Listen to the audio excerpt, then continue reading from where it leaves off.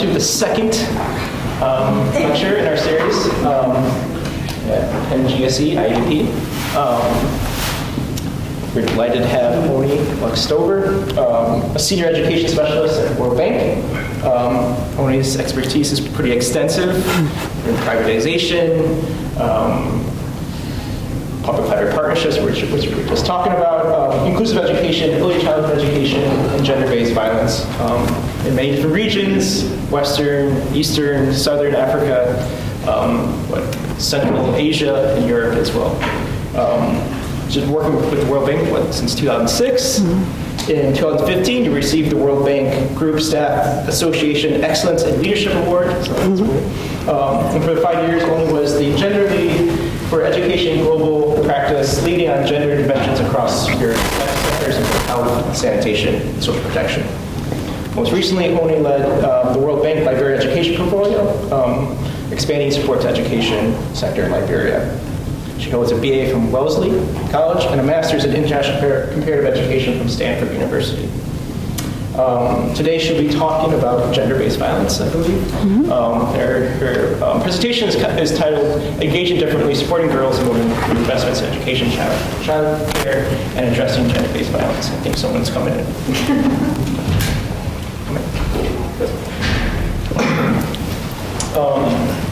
So let's all welcome Oni.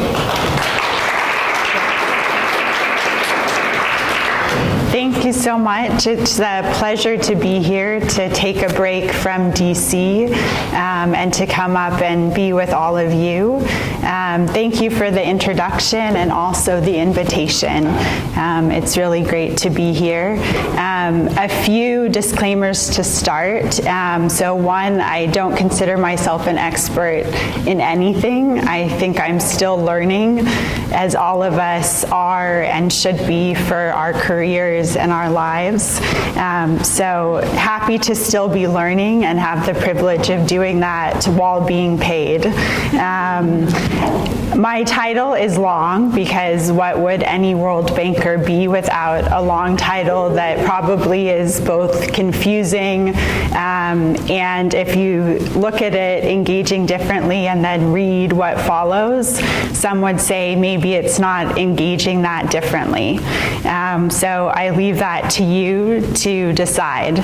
Other disclaimers, the views expressed in this presentation are my own, but do build upon the work that I have done at the World Bank over the last 19 years. I talk slow because I grew up in California, so hopefully one, it doesn't put you to sleep, and two, it's understandable throughout. We'll have the opportunity for Q&A at the end.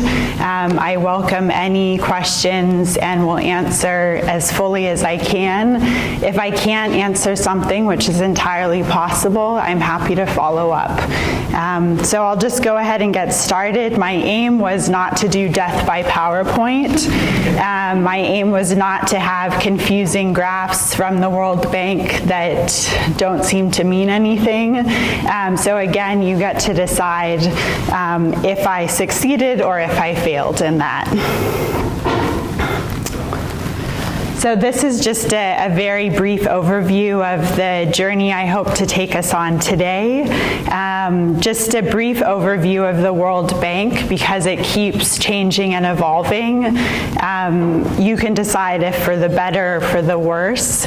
Then really hoping to tell two stories, one on Liberia and one very briefly on Ethiopia. Liberia is where my heart continues to be, as well as Ethiopia. They're two countries that I've worked on for the bulk of my career at the bank without trying to. So it's been a great journey, and then really leaving it open to hear from all of you and thinking ahead of what's possible. All right, so very quickly, how did I get here? I started as a consultant at the World Bank in 2006. I thought at the best or at the most, I would probably be at the bank for 4 years. It's gone differently, and I would say for the better. One of the reasons that I love working at the World Bank is because, one, I'm never the smartest person in the room, and that was really important to me.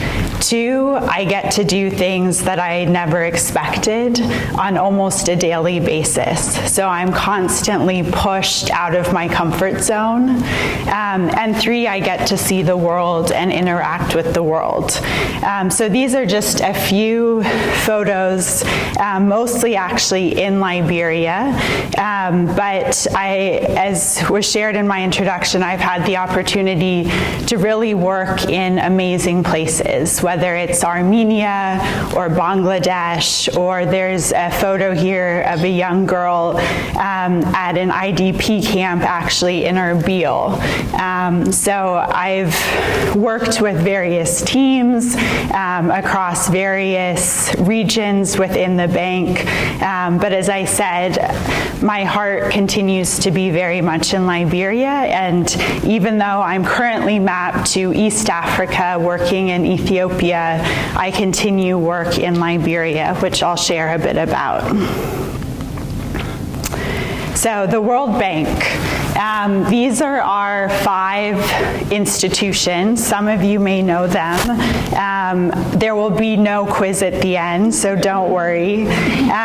We're governed by our board of directors. Any guesses who sits on the board of governors of the World Bank? Some of you probably know. I see heads nodding. You want to take a guess? Like the countries with the biggest funding? Yeah, exactly. You're absolutely right. So for everyone else, countries with the biggest funding, and who currently is the biggest funder of the World Bank? Yeah, I saw a finger pointing down, being U.S. currently. Anything is possible. We recognize that, and we're living in a very uncertain time.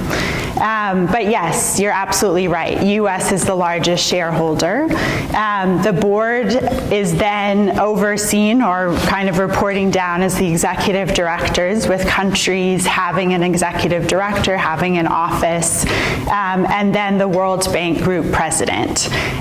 Who, does anyone know the current World Bank president?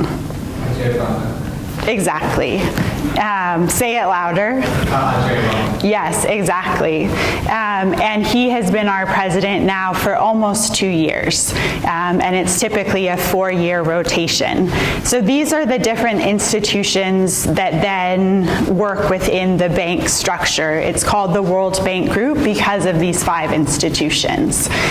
Most of my work is in the first 2. So what we call the International Development Association and the International Bank for Reconstruction and Development. So within this structure, there are different sectors, and this just gives you a snapshot of education at the World Bank. So this shows you the current project portfolio as of last year, as of November. It will be updated shortly. And where education projects are focused, which is predominantly sub-Saharan Africa, which may not come as a surprise, maybe it does, followed by South Asia and the Middle East and North Africa. Also within the bank, we often operate in what's called a matrix system. So what happens in education informs what I do, but also what happens in other sectors informs what we do in our approach to supporting countries. So the reason I have this slide up is because there is a relatively new gender strategy at the bank. I don't know if you're familiar with it, but these are the tenets of that strategy. So when I engage with a minister of finance in Liberia or in Ethiopia or a minister of education, I'm thinking about education at the bank, I'm thinking about the gender strategy at the bank, but mostly I'm thinking about what are the national priorities that Liberia has set for itself or Ethiopia has set for itself, and how do these align to our strategies so that we can get financing and support to whatever country I'm working in. Here's just a really quick snapshot of what funding across the World Bank looks like for Western and Central Africa. So this is all sectors, whether it's education or infrastructure or transport. This gives you a snapshot. So for instance, for fiscal year 2024, the World Bank approved $11 billion for 66 operations in the region. And an operation typically has a 4-year span. They usually end up being longer, or they usually end up having what we call additional financing. Because 4 years when you go to do something ends up not being that long, even though 4 years when you're in school feels like forever. And this is comparing Western to then Eastern and Southern Africa. So in fiscal year 24, we operate on a fiscal calendar which starts July 1st, ends June 30th. This gives you a comparable snapshot. So for Eastern Africa in 2024, the World Bank approved $15.6 billion for 96 operations in the region. All right, let's make this tangible. So that's a lot of numbers. It makes sense. At the end of the day, we're a bank, but I'm not an economist. And so what I really care about is how you turn those numbers into meaningful impact for people.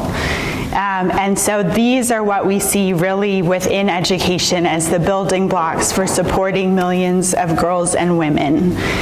We think about the barriers to the demand for education and training. You know, if you have a family and you're choosing between nutrition and education, often you choose nutrition because that's, you know, the fundamental need that you have, and families shouldn't have to.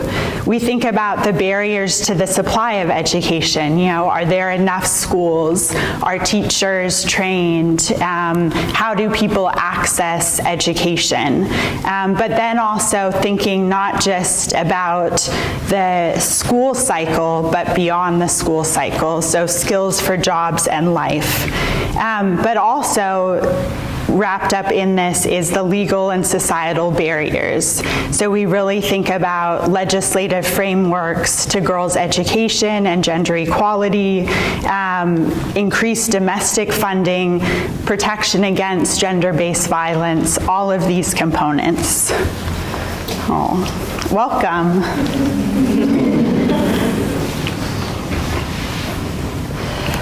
I thought it was important to include this, and this comes from the gender strategy. And what it's basically showing is the youth employment and education challenges in developing countries. So if you can see it, it really lays out the youth population with a job, without a job, not in school, completing education, and the total youth population. And what you see here is what figure is the highest. Not in school. Some would say the World Bank and other organizations, you know, countries are failing, because if the highest number are those not in school, what have we been doing?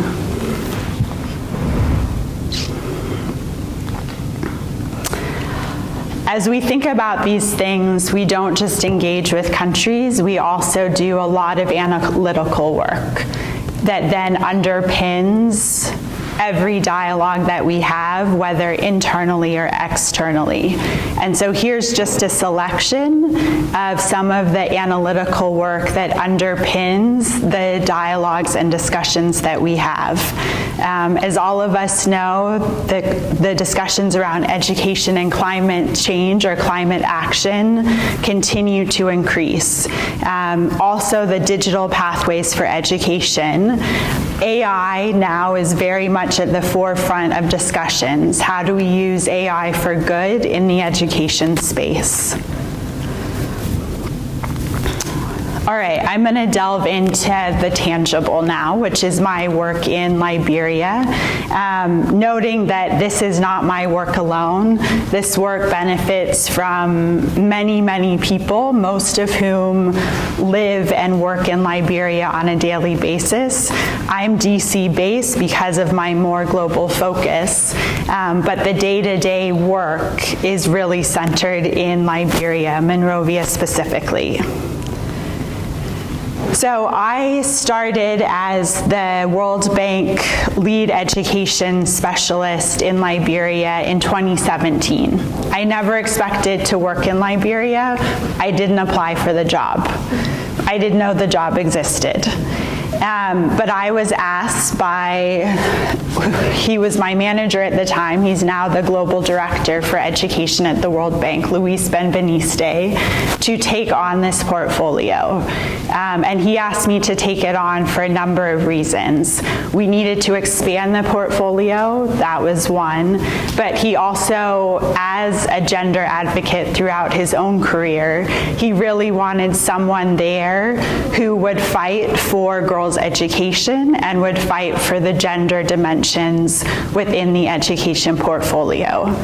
So I reflected. I didn't know if I was the right person for the job, but ultimately said yes, because I felt that, one, I would do my best, I would do my homework, and I would always be prepared to have the discussions, but also to listen.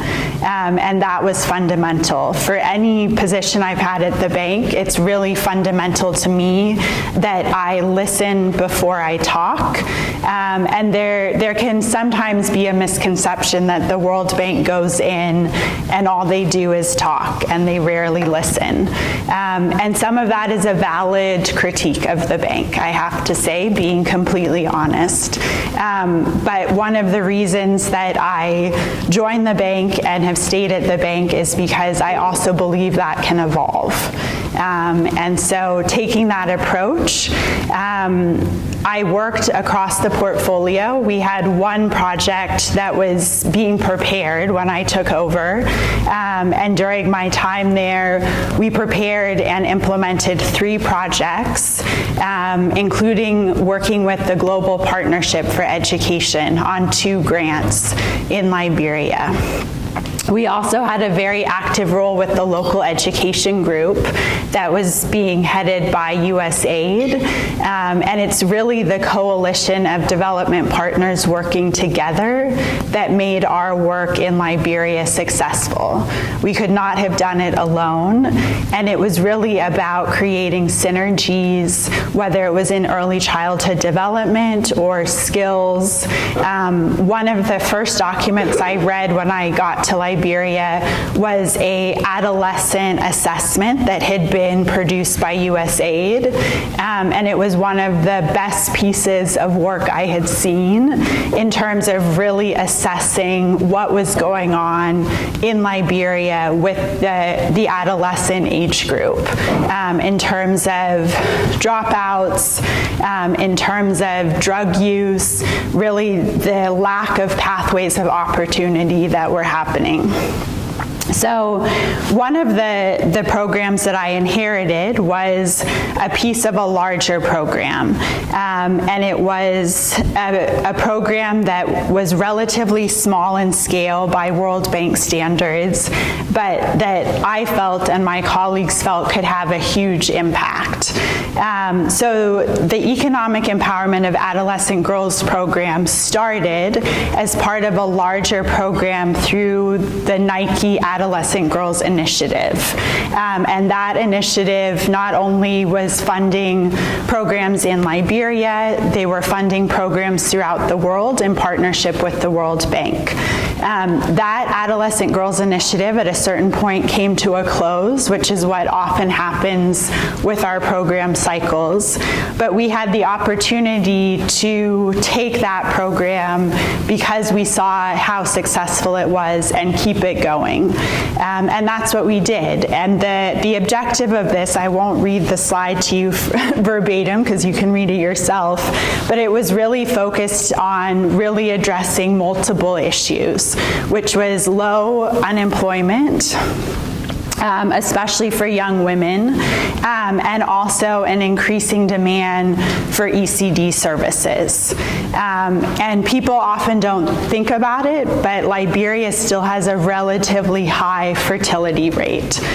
So in 2017, it was still about 4.6 children, which is often kind of a hidden statistic, but one that really matters, especially when you think about the first, like the age of first child for a young woman in Liberia is typically before she's 18.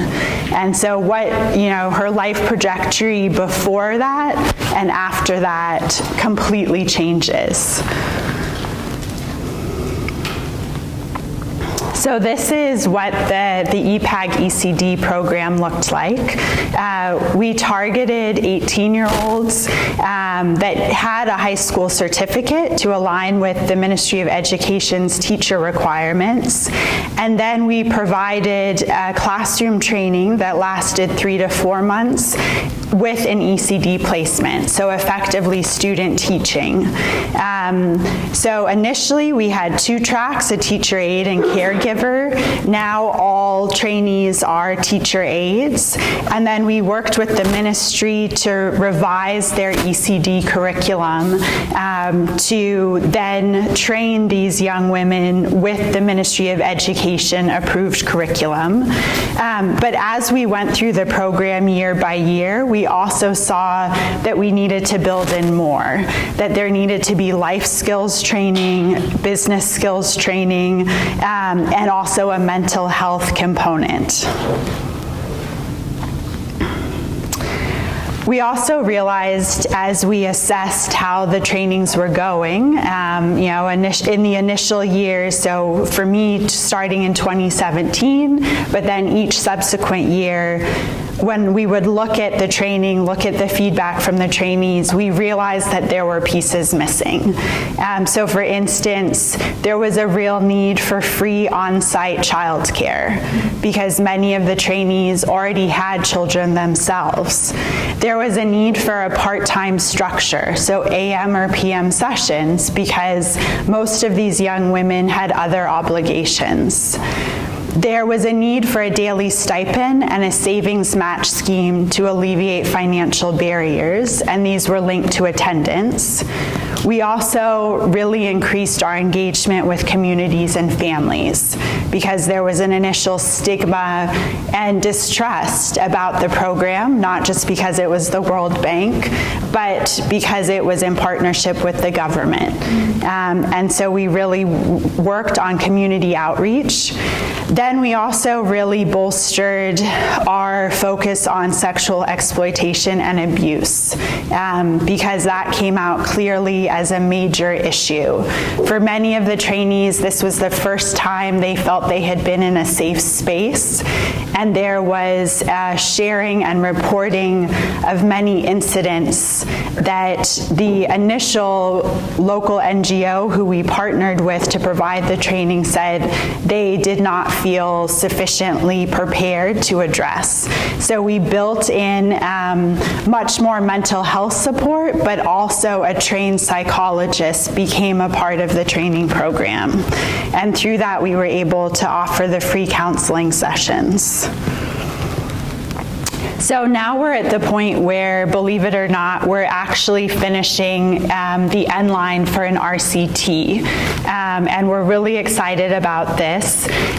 We have a number of promising results that I won't bore you with today, but from a World Bank perspective, a RCT can kind of be our candy, and so I offer this as some of the kind of the key takeaways from this program in Liberia, just as a taste of what's to come. But I think it's really important to highlight not only the employment, and that was something that we really focused on, the pathway to employment, because so many training programs offer training, but no pathway to employment. And so you give people an opportunity, they have the skills, but they have nowhere to take them and nothing to do with them. Also, the savings component of this, the financial literacy piece of this, really is something that we would like to highlight, because so many training programs do not involve what you do with an income once you have it. And it's something that we think is really important, the financial literacy piece. We also measured empowerment. So did these trainees feel like they had more voice and agency as a result of going through this program? Could they make decisions about their own lives, their children's lives, that they didn't feel they could before the program? So those are just a few of the thoughts.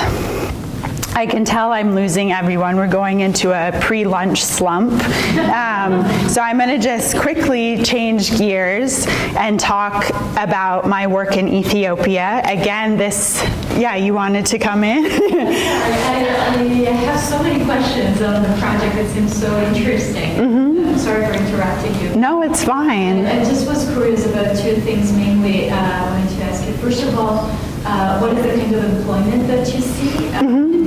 If there is self-employment, maybe, since you mentioned empowerment. Yes. And another part that I wanted to ask you regards the Sandi or Bondo society. Did you manage to maybe involve this structure?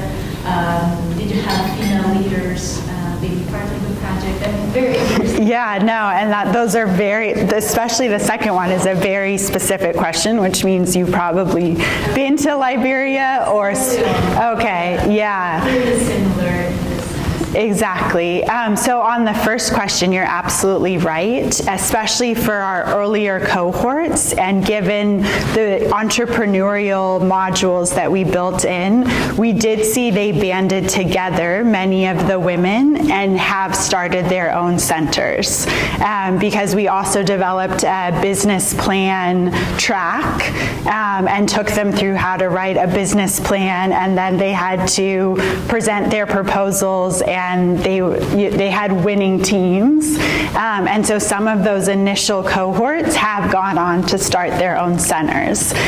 We also saw, unfortunately, a drop-off during COVID. So some of the centers that had opened had to close, and some of them then reopened, but not all of them, which unfortunately we would expect given the economic shock.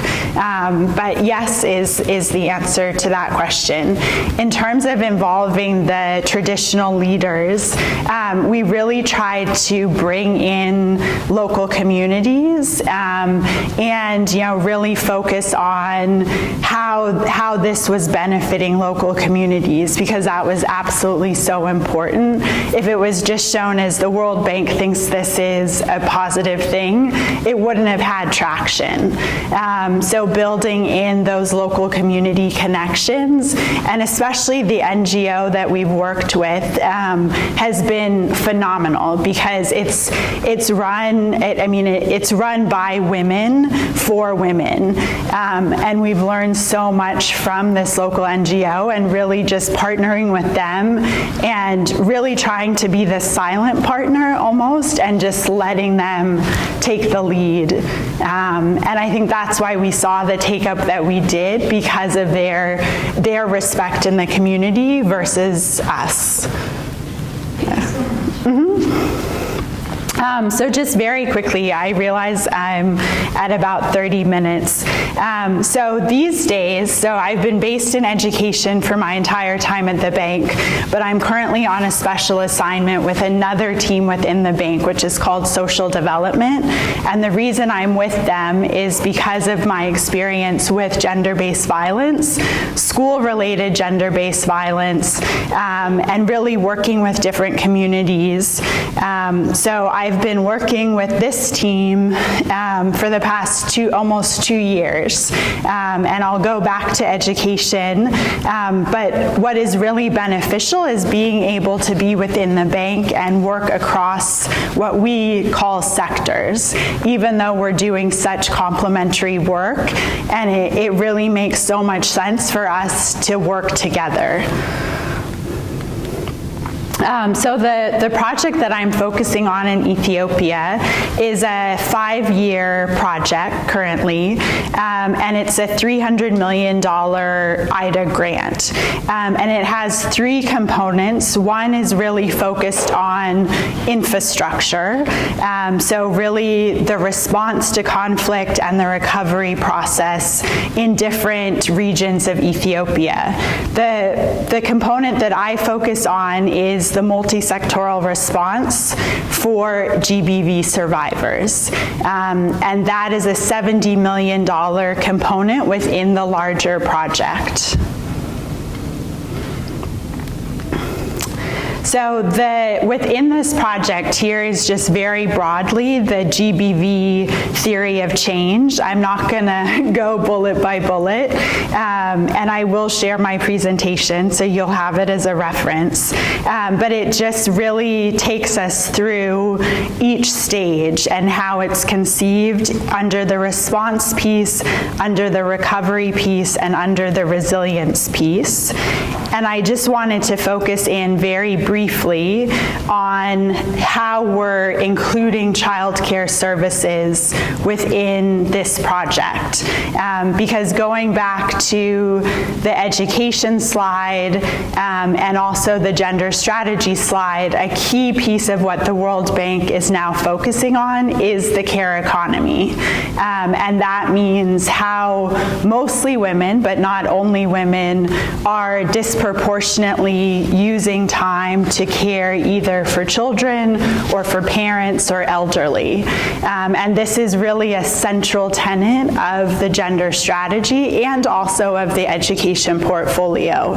And so I just wanted to provide a tangible example within this project that I'm working on how we're thinking about bringing together the response to GBV, but also the livelihoods dimension and child care. And this just goes through exactly how we're doing that. So the purpose is increasing access to quality child care services and enhancing the economic empowerment of working caregivers, largely mothers, in the targeted WRADAs. This specific project component is benefiting from a grant from the World Bank's Invest in Childcare initiative, which I also do work with, and then matching funds from the project. And this required coordinating internally with the bank and then also the Ministry of Women and Social Affairs within Ethiopia to say, if we get this pot of money, this is a priority for us, that this is included in this project. You can see the focus ages here, how it builds on the existing structures and work of the Ethiopian government, and then exactly what's envisioned. So 80 child care centers, 20 within TVET centers, along with other modalities such as community-based centers. And this is all based on a needs assessment that the project did. Because you don't want to open a child care center and have no children come to it. That defeats the purpose. So within the project, as I mentioned, there's the livelihoods component. So GBV survivors who will benefit from training programs can opt to do child care or child caregiving as one of the training tracks.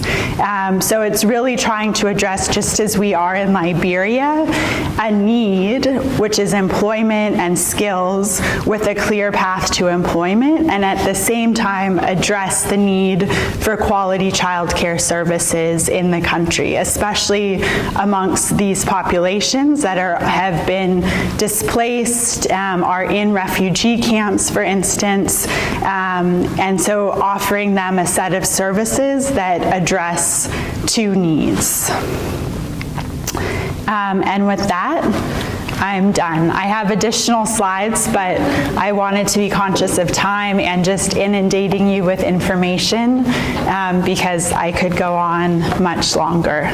But this is just a taste, and hopefully my title gives you an indication of why engaging differently, which is specifically not so much that we're engaging differently, but we're trying to bring together really the dynamic realities that girls and women are addressing in an ever more fragile world. So thank you.